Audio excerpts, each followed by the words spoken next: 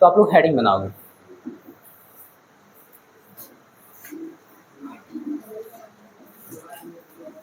Second law, या फिर इसी को बोलते हैं बेटा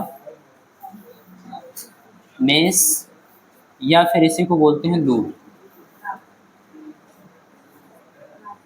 रूल।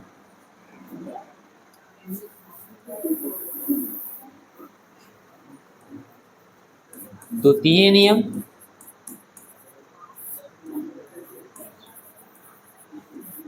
या फिर इसी को बोलते हैं बेटा पास। कई बार इसको हिंदी में ऐसे लिख दिया जाता है लूप, पास समझ में आ रही है, लूप लिख दिया जाता है ऐसे हिंदी में। तो आप लोग भी जानो पास बोलेंगे या फिर लूप, लूप नियम, ये चीज है। तो आप हेडिंग बनाओ, बोले स्टेटमेंट लिखो। किसी किसी विद्युत परिपथ में, किसी विद्युत परिपथ में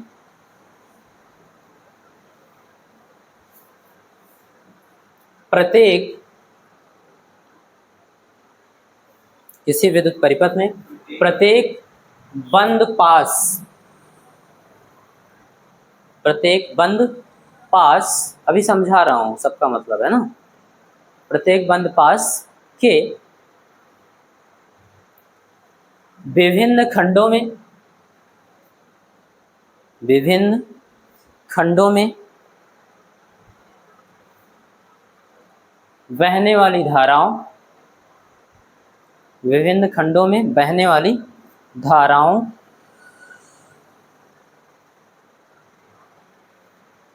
लिख लें, तथा संगत प्रतिरोधों,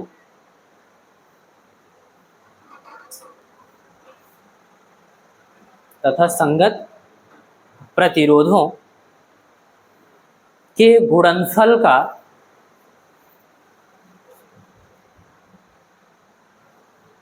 के गुणनफल का बीजगणितीय योग,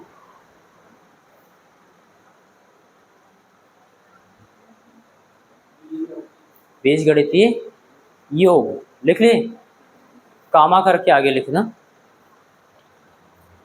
उस पास में, उस पास में लगने वाले, उस पास में लगने वाले सभी विद्युत वाहक बलों,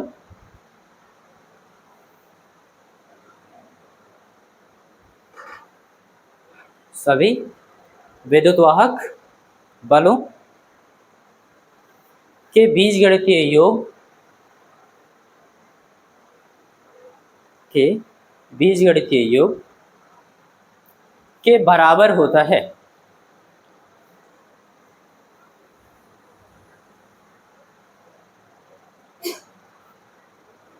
लिख ले बेटा। चलो अब इनके स्टेटमेंट का मतलब समझते हैं। इन्होंने कहा किसी विद्युत परिपथ, कोई वैद्युत परिपथ होगा, बात समझ में आ रही है, किसी वैद्युत परिपथ में किसी बंद पास, अब बहुत सारे बंद पास हो सकते हैं, इसको जाल बोलते हैं। मान लीजिए इस तरीके का कोई है ऐसे विद्युत सर्किट,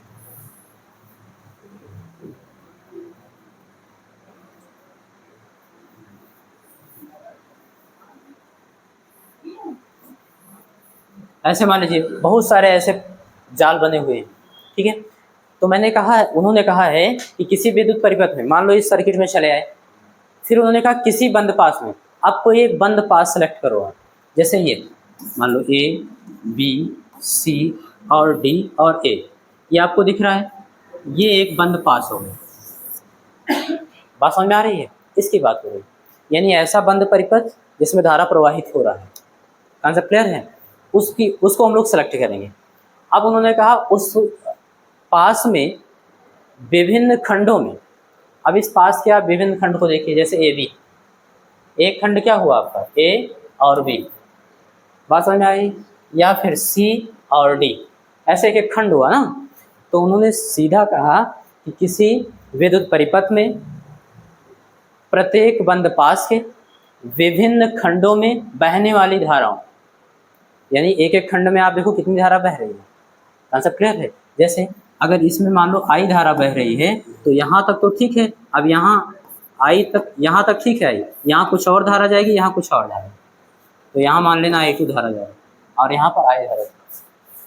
उन्होंने कहा विभिन्न खंडों में बहने वाली धाराओं तथा संगत प्रतिरोधों के गुणनफल, तो आप देखो एक एक खंड में कितनी धारा बह रही है, उसके संगत प्रतिरोध का मतलब हुआ कि उस प्रतिरोध में कितनी धारा बह रही है। जैसे इसके संगत प्रतिरोध का मतलब ये धारा इसी प्रतिरोध में तो बह रहा है R1, इन दोनों का गुणा कराओ I × R1। बात समझ आ रही है? ऐसे फिर बता रहे हैं, अब इस खंड में चले जाओ तो इस खंड में आप देखोगे I2 धारा बह रही है इस प्रतिरोध में, तो यहाँ पर R2 मान लेना प्रतिरोध है, तो I2 × R2, ऐसे ऐसे आप गुणा कराते चले जाओ। और गुणा कराने के बाद में उन्होंने क्या कहा, इन सब का बीजगणितीय योगफल लो। यानी अभी मैं इन सब का चिन्ह बताऊंगा कि क्या लेना है, कुल मिला के इनके गुणनफल का क्या करना है आपको, योगफल ऐसे जोड़ लेना है। I और R का गुणनफल करा के जोड़ देना, जोड़ते चले जाना है। और वो बराबर किसके होगा, उन्होंने कहा उस पास में आप देखिए कितने विद्युतवाहक बल लग रहे हैं, जितने सेल होंगे उतने विद्युतवाहक बल लगेंगे। तो एक तो विद्युतवाहक बल यहाँ E1 और दूसरा विद्युतवाहक बल यहाँ E2। इस बंद पास में देखो केवल 2 ही तो लग रहे हैं बेटा, इन सबका भी बीजगणितीय योग, यानी इनका भी अभी चिन्ह परिपाटी दिया जाएगा, किस चिन्ह के साथ लेना है आपको, कब। तो क्या करना है आपको, समेशन E, यानी विद्युतवाहक बलों का योगफल करना और वो बराबर होगा। यही इनके कहने का मतलब है। मैं एक बार दोबारा रिवाइज कर रहा हूँ, आपको समझ में आएगा।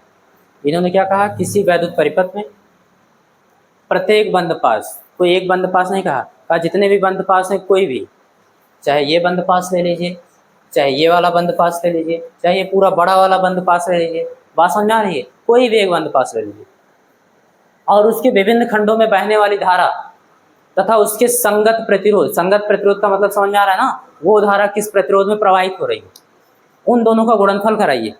और गुणनफल कराने के बाद में जितने भी ऐसे I × R मिल रहे हैं सबको चिन्ह सहित क्या करिए, जोड़ लीजिए। और ये बराबर किसके होगा, तो उन्होंने कहा उस पास में लगने वाले विद्युतवाहक बलों के योगफल के बराबर, यानी उस पास में जितने सेल होंगे उतने विद्युतवाहक बल होंगे, उन सबको हम लोग चिन्ह सहित जोड़ेंगे और उसके बराबर होगा। तो गणितीय रूप में अगर हम लिखना चाहें तो इनके नियम को ऐसे लिख सकते हैं, अर्थात I × R, पहले तो प्रवाही धारा ले लिए और उसके संगत प्रतिरोध ले लिए, दोनों का गुणा करा लिए, और गुणा कराने के बाद में हम लोग इनको ऐसे जोड़ते चलेंगे। बात समझ में आ रही है ये चीज़। और ये बराबर किसके होगा, उस पास में लगने वाले विद्युतवाहक बलों के योगफल के बराबर। यही है इनका गणितीय रूप। किसी बच्चे को कोई प्रॉब्लम बताओ, नियम को समझने में कोई प्रॉब्लम नहीं ना। अब साइन कन्वेंशन देखिए, चिन्ह सहित जोड़ना है ना, तो चिन्ह हमको पता होना चाहिए कि कब कौन सा चिन्ह लेंगे, उसके लिए देखने भी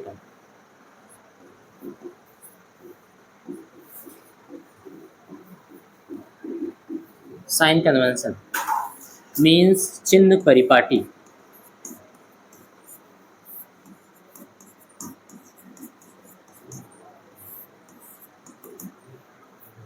ध्यान देना,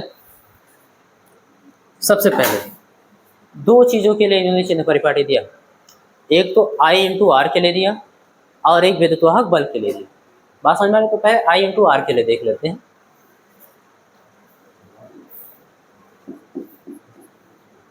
और I × R, इसके लिए चिन्ह परिपाटी देख लेना। मान लीजिए कोई एक बंद पास है,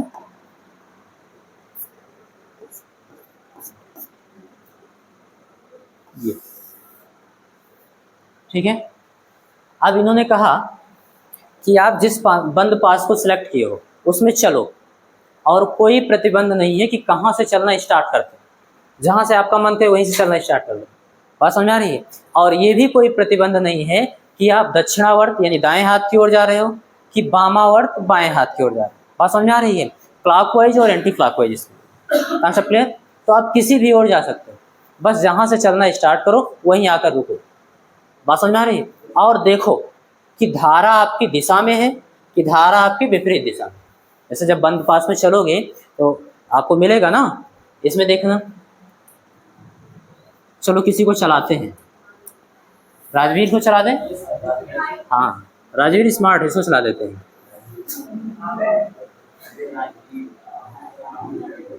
पैर भी तो बनाना पड़ेगा तभी चलेगा, ठीक है ना। चलो राजवीर को दौड़ाते हैं। और सपोज करो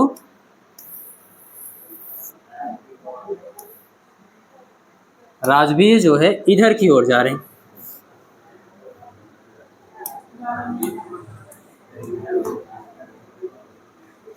ये राजवीर इधर की ओर जा रहे हैं और रास्ते में देखते हैं कि विद्युत धारा भी इन्हीं की दिशा में जा रही है, विद्युत धारा भी इन्हीं की दिशा में प्रवाहित हो रही है। तब अगर ये कंडीशन है यदि, देन तब I into R is equal to positive. बात समझ में आई? अगर धारा आपकी दिशा में है तो आई आर को क्या करोगे, धनात्मक ले लोगे। Concept clear? जो I इंटू आर गुणा कराए थे उसको धनात्मक ले लोगे। क्लियर? ओके। अब देखना बेटा दूसरा,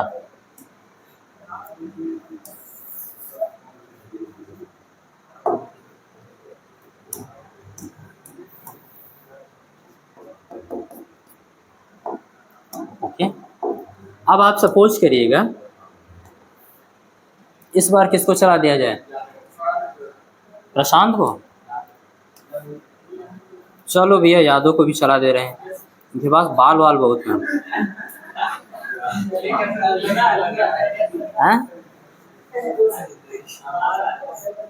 अरे इतने से काम चला लो, इससे अच्छा नहीं बना पाएंगे। यादव आप चल रहे हो और रास्ते में आपको कोई मिल जाती है, मतलब विद्युत धारा मिल जाती है। अगर कोई मिल गई तो आपको पहले ये बात देखना होगा, ऑब्जर्व करना होगा, भागना नहीं है। ऑब्जर्व करना है कि आपके दिशा में है कि आपकी विपरीत दिशा में। बात समझ आ रही है? तो देख पा रहे हो किस दिशा में है, विपरीत दिशा में ना। अगर ऐसा हुआ विपरीत दिशा में है तो आई इंटू आर को क्या करना बेटा, आप निगेटिव। आपका काम यही रहे। अब ये ना हो कि हम राजवीर और यादव को ही बता रहे हैं, सब लोगों को समझना है ना ये चीज। तो आई और आर के लिए हो गया चिन्ह परिपाटी कि अगर आप धारा की दिशा में जा रहे हो, परिपथ में चलो, कहीं से भी चलो, किसी भी दिशा में चलो, कोई प्रतिबंध नहीं। बात समझ आ रही है? ओके। याद ये रखना है कि अगर आप परिपथ में चल रहे हो और धारा आपको आपकी दिशा में मिल रही है तो वो धारा और उसके संगत प्रतिरोध का गुणनफल कैसा होगा, धनात्मक। और अगर धारा विपरीत दिशा में है तो धारा और उसके संगत प्रतिरोध। इतनी सी बात याद रखना। कॉन्सेप्ट क्लियर है? कोई डाउट? एक चीज मैं और बता दूं, मैंने पहले ही बता दिया है, कन्वेंशन जो लिया गया है यहाँ, परिपाटी जो ली गई है चिन्ह का, वो कहीं कहीं अलग मिल सकता है आपको। इसके लिए ऋणात्मक, इसके लिए धनात्मक, उससे कोई मतलब नहीं। बस आपके न्यूमेरिकल सॉल्व होने चाहिए। कई तरीके से अलग अलग बुक में देखोगे अलग अलग लिखा होगा। बात समझ में आ रही है? ओके। अब देखना बेटा, ये तो हो गया आई इंटू आर के लिए। अब हम लोग विद्युत वाहक बल के लिए देख लेते हैं। उन्होंने उसके लिए भी कहा, लड़कियां बहुत हंस रही थी ना, इस बार इनको बनाया जाएगा। अच्छा, फॉर ई एम एफ। ठीक है बेटा, विद्युत वाहक बल के लिए देखते हैं। पहला,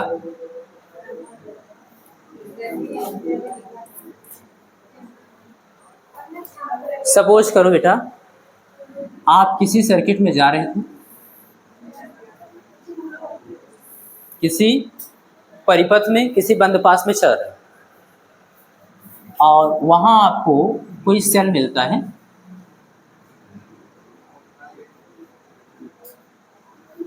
ये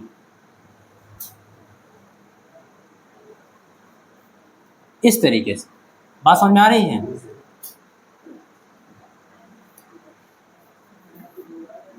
ये सेल हो गया। अब आप जानते हो सेल का ये टर्मिनल क्या है, पॉजिटिव, और ये नेगेटिव। यहाँ तक बात समझ में आ रही है। अब अगर मान लो माही को ही चला देते हैं, अच्छा ठीक है, ठीक है।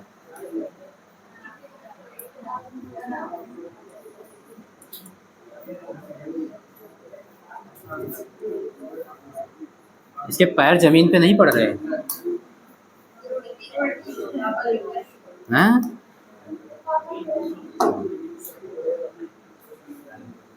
चलो, हाँ इसके बाल भी बना दे, ठीक है। चलो, ये माही है और ये सर्किट में चल गई। अरे बाल है आपके, है ना, बिना बाल के अच्छे नहीं लगेगी, इसलिए बना दिया गया। सपोज करना बेटा, आपका जो डायरेक्शन है वो ये है, ठीक है। अभी मत मारो कि मर जाए, पहले पढ़ लो फिर ये समझ लो, उसके बाद मर जाएगी, ठीक है।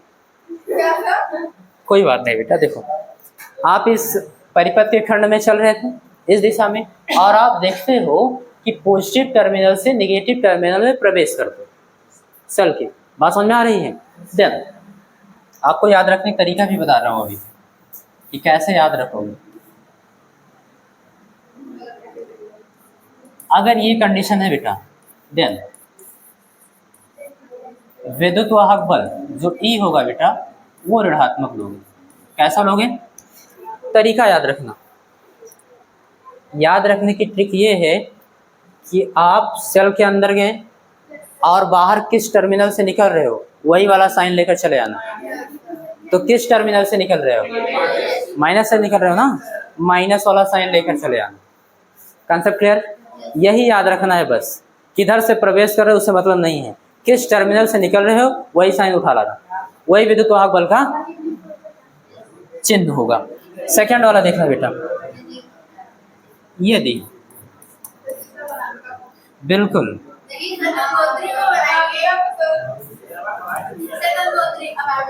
आपका सौभाग्य है, आप किरचॉफ के बनाए हुए मेष में जा रहे हो।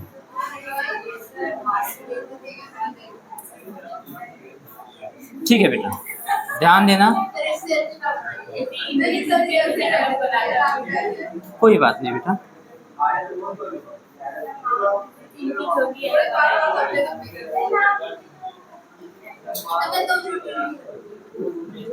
कोई बात नहीं है, आज के लिए ऐसे ही काम चला लो।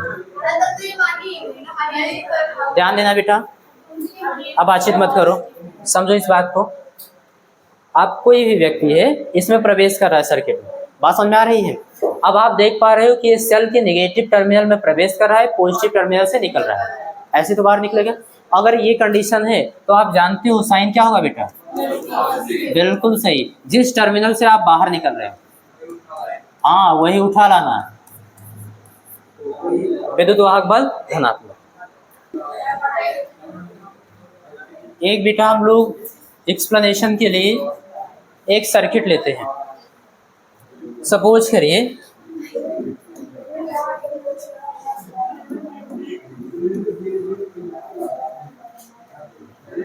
बातचीत नहीं करनी है।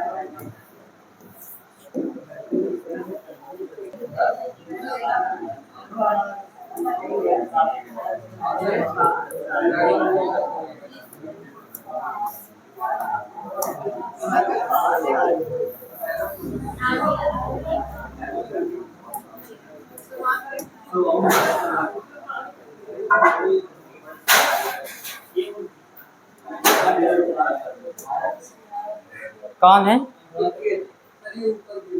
कोई बात नहीं, ये हम लोगों के पास एक परिपथ है, सपोज करो चालक तार है, और इसमें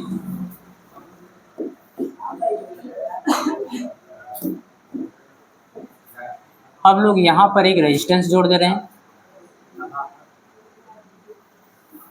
यहाँ पर भी एक रेजिस्टेंस जोड़ दे रहे हैं, थोड़ी जगह बचा लें सेल के लिए भी।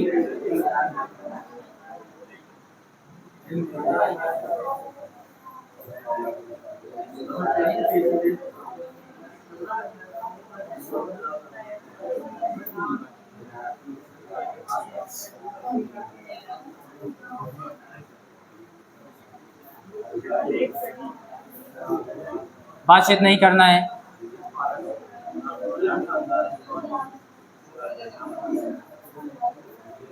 सर्किट आप लोग बनाते चलो, टाइम नहीं दूंगा।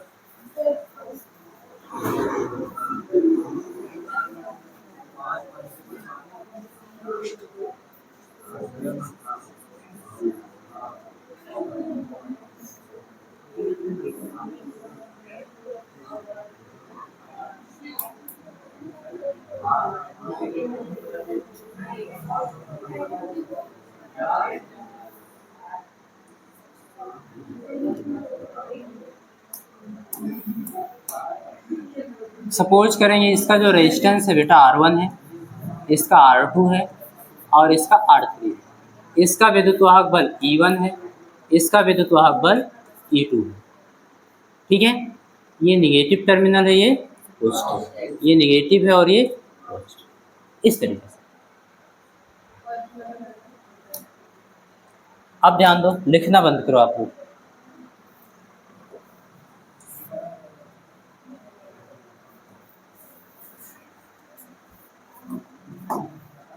ध्यान देना, जैसे ही सेल से विद्युत धारा प्रवाहित होगी तो आप सभी जानते हो बाह्य परिपथ में प्लस से माइनस, तो प्लस ये है, यहाँ से ऐसे धारा प्रवाहित होगी। सपोज करना कि धारा I1 है, ठीक है, तो यहाँ भी वही धारा होगा I1, कॉन्सेप्ट क्लियर है। और यहाँ ये सेल सपोज करना I2 धारा दे रहा है, कितना बेटा I2। तो यहाँ पर आकर I1 और I2 मिलेंगे, कुल मिलाकर मान लो यहाँ पे कुछ और धारा प्रवाहित होगी I3, कॉन्सेप्ट क्लियर है। अभी I3 धारा यहाँ तक ऐसे जाएगी, फिर यहाँ पर बट जाएगी और बटने के बाद इसमें I1 और इसमें I2। अरे किसी को कोई दिक्कत? ये आपको एक विद्युत परिपथ समझ में आ रहा है? ओके, अब इसमें हम लोग को किरचॉफ का नियम लगाना है। सीखना कैसे लगाते, 2-3 चीज़ याद रखेंगे आप। सबसे पहली बात, इसमें देखो अज्ञात राशियां कितनी हैं, यानी कितने आपको धाराएं ज्ञात करनी है, I1, I2 और I3, 3 धारा ज्ञात करना है। बात समझ में आ रही है? 3 अज्ञात राशियां हुई ना। अब आप लोग इक्वेशन सॉल्व करते हो तो मैथमेटिक्स कहता है जितनी अज्ञात राशियां हैं उतने समीकरण हमको चाहिए सॉल्व करने के लिए, तभी हम बता पाएंगे। बात समझ में आ रही है? जिसको आप लोग बोलते हो 2 चर वाले रैखिक समीकरण, 3 चर वाले रैखिक, ऐसे बोलते हो ना। तो जितने चर हैं उतने समीकरण होगा तभी आप सॉल्व कर पाओगे। तो आप याद रखना सर्किट सॉल्व करते समय कि हमको कितने समीकरण बनाने, तो कम से कम हमको इसमें 3 समीकरण बनाने होंगे। अगर विद्युत वाहक बल E1 और E2, R1, R2, R3 पता है तो बात समझ में आ रही है। तो I1, I2, I3 ही बचा, यही तीनों ज्ञात करना होगा। परिपथ में धारा ज्ञात करने के लिए ज़्यादातर हम लोग लगाते हैं। चलिए, तो 3 समीकरण बनाना है, याद रखना है। ओके, सबसे पहला समीकरण देखना, एक आपको संधि दिख रहा है बेटा, इसको आप कुछ मान लो, क्या मान लो, A मान लें, इसको A मान लो, इसको B मान लो। अब चाहे A पर चाहे B पर आप KCL अप्लाई कर दो, किरचॉफ करंट लॉ A पर चाहे दोनों पर, बात एक ही है, संधि है ना। देखो 2 से अधिक रास्ते हैं धारा के आने जाने के लिए, तो यहाँ पर हम लोग लिखेंगे बेटा अप्लाइंग KCL। KCL का मतलब किरचॉफ करंट लॉ, प्रथम नियम है ना। किस पर अप्लाई कर रहे हो बेटा, तो at junction A, junction A आपको दिख रहा है, इस पर अप्लाई कर रहे हो। बात समझ में आ रही है? ओके, तो आपको अब कुछ नहीं याद रखना, डायरेक्ट मैंने आपको सॉल्व करके सरल करके बता दिया था कि संधि की ओर आने वाली धाराओं का योग बराबर संधि से दूर जाने वाली धाराओं का योग। तो संधि की ओर कितनी धाराएं आ रही हैं, I1 और I2, इन सबको जोड़ो बेटा, I1 प्लस संधि की ओर इतनी धाराएं आ रही है, जोड़ दें, बराबर किसके होगा, संधि से दूर जाने वाली धाराएं। एक के धारा तो जा रही I3, इसके बराबर होगा।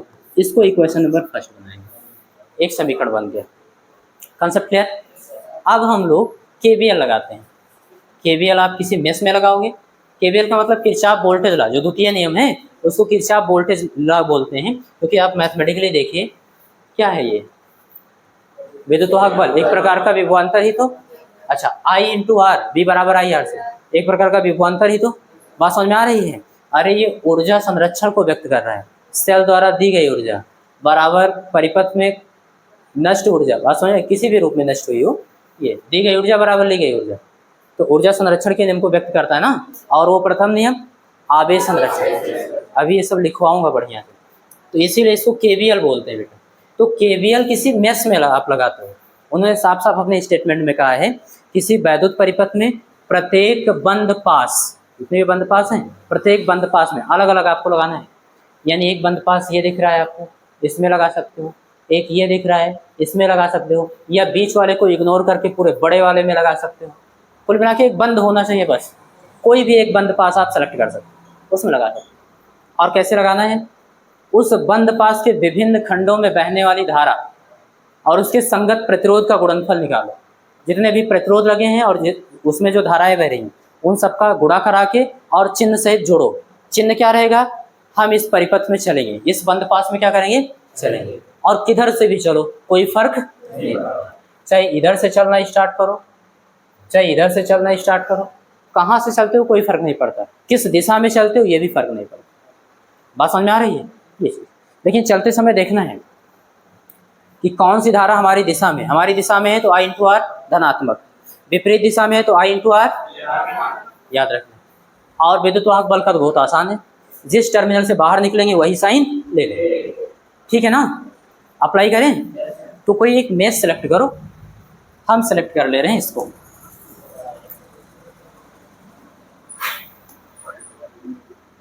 चलो ये मान लो ये मेष फर्स्ट है, क्या है बेटा?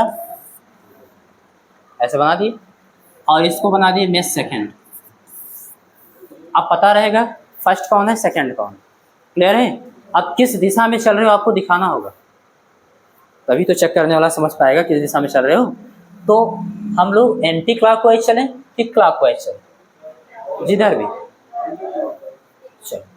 एंटी क्लॉकवाइज का मतलब घड़ी की सुई के विपरीत दिशा में, बाएं हाथ की। तो आपको संकेत बनाना होगा ऐसे।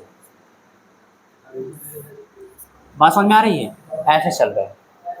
अब कहीं से भी चलना स्टार्ट कर सकते हो, चाहे जहां से चलो, चाहे यहाँ से स्टार्ट कर दो, बी से चलना, चाहे यहाँ से, चाहे यहाँ से, चाहे यहाँ से, कोई फर्क नहीं पड़ता, ठीक है। तो यहाँ पर हम एक लैंग्वेज लिखेंगे और ये लिखेंगे अप्लाइंग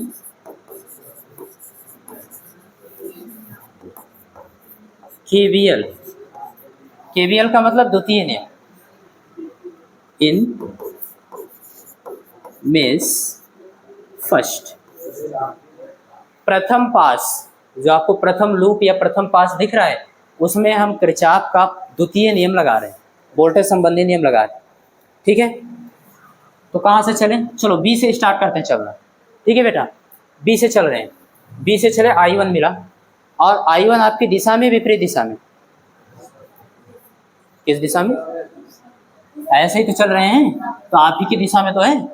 कहाँ है दिमाग? आपकी दिशा में I1, और I1 किस प्रतिरोध से होकर गुजरता है?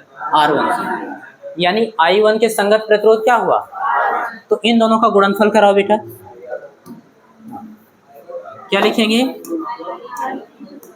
बिल्कुल सही, तो I1 इंटू R1, और धारा आपकी दिशा में है तो धनात्मक, कुछ लिखने की जरूरत ही नहीं है। आगे चलेंगे, आगे चलिए ऐसे, और देखिए कोई और प्रतिरोध मिल रहा है, R2 मिल रहा है, तो R2 में कौन सी धारा प्रवाहित हो रही? I2 प्रवाहित हो रही ना, और I2 आपके विपरीत दिशा में है, विपरीत दिशा में। तो पहले तो इनका गुणा कराएंगे, I2 और इसके संगत प्रतिरोध R2, और विपरीत दिशा में है तो जोड़ ले, चिन्ह सहित जोड़ ले, अरे प्लस माइनस माइनस ही होगा। और बताओ बेटा, और कोई प्रतिरोध इस पास में लगा है? नहीं लगा ना भाई, बहुत पीटेंगे तुम। चलो, तो आपने I इंटू R1 का समेशन ले लिया। अब ये बराबर होता है, किसके बराबर होता है बेटा? ऐसे ही पढ़ो,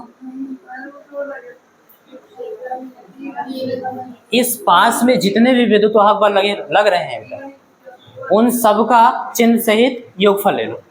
तो जितने सेल होंगे उतने विद्युत वाहक बल होंगे। कितने सेल लग रहे हैं, उन्हीं को जोड़ना है। और आप चल कैसे रहते हैं, ऐसे। तो इस सेल में आप किस टर्मिनल से निकलते हो, तो इसका विद्युत वाहक बल धनात्मक। E1 क्या हुआ बेटा, अच्छा ऐसे आ रहे थे। अब आप देखना इस सेल में किस टर्मिनल से निकल रहे हो, निगेटिव टर्मिनल से निकल रहे हो, तो इसका विद्युत वाहक बल निगेटिव।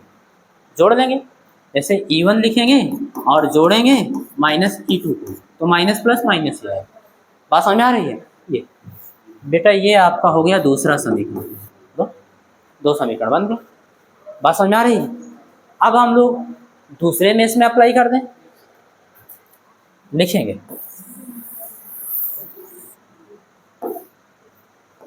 बहुत ही आसान है, बस आपको समझना है। यही लैंग्वेज भी कॉपी कर लो।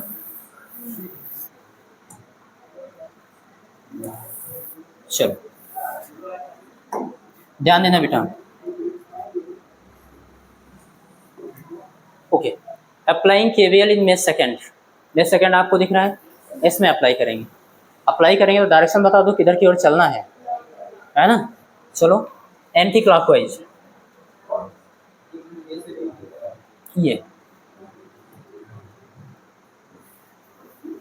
किधर की ओर भी चलो कोई फर्क नहीं पड़ता, और कहाँ से स्टार्ट करो इस बात पर भी कोई निर्भरता नहीं है इसकी। ध्यान देना।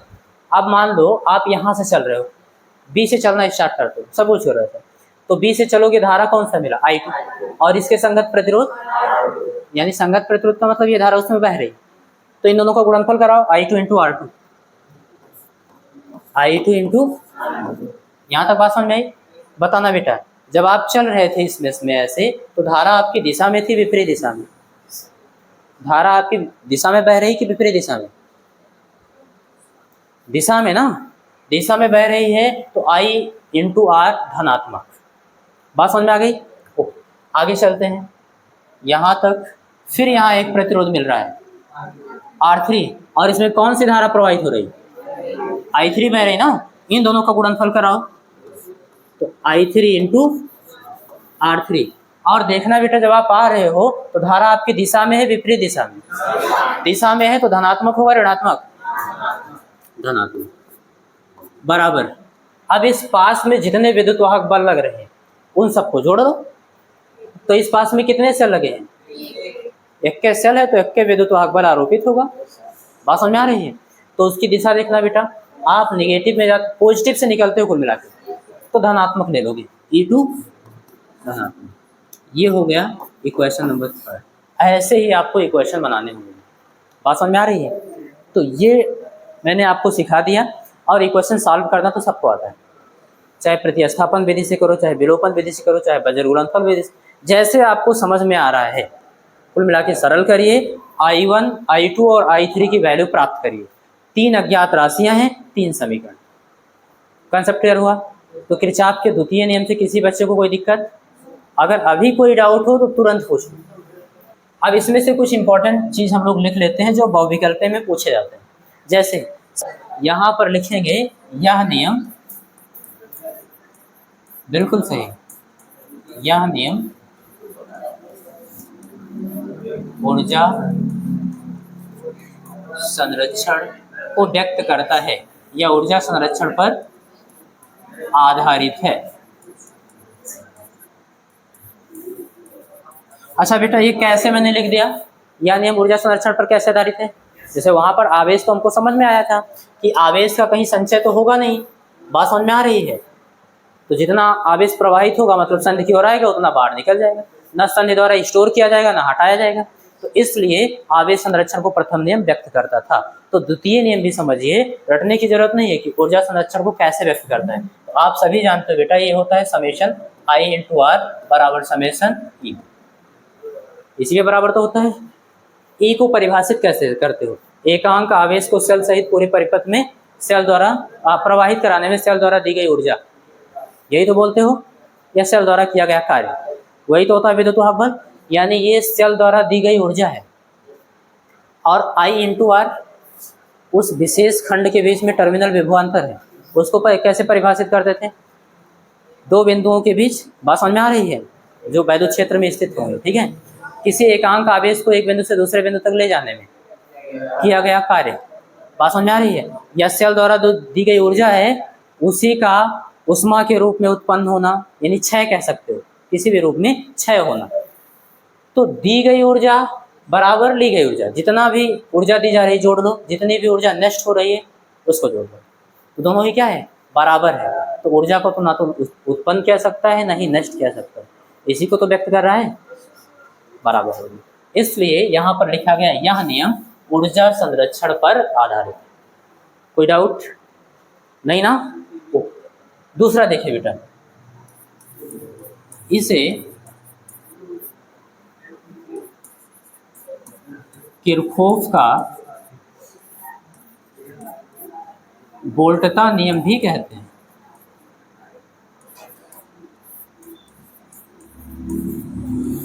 मीन्स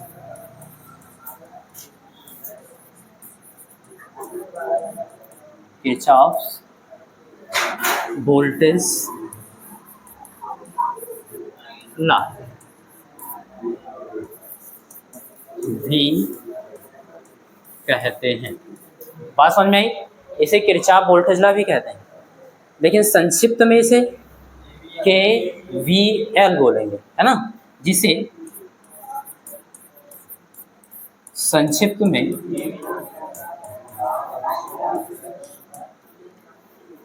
KVL लिखते हैं। बात समझ में आई बेटा? ये दोनों स्टेटमेंट समझ में आ रहे हैं? एक तो ऊर्जा संरक्षण पर आधारित है ये नियम, एकदम कॉन्सेप्ट क्लियर है, कोई इसमें डाउट तो है नहीं।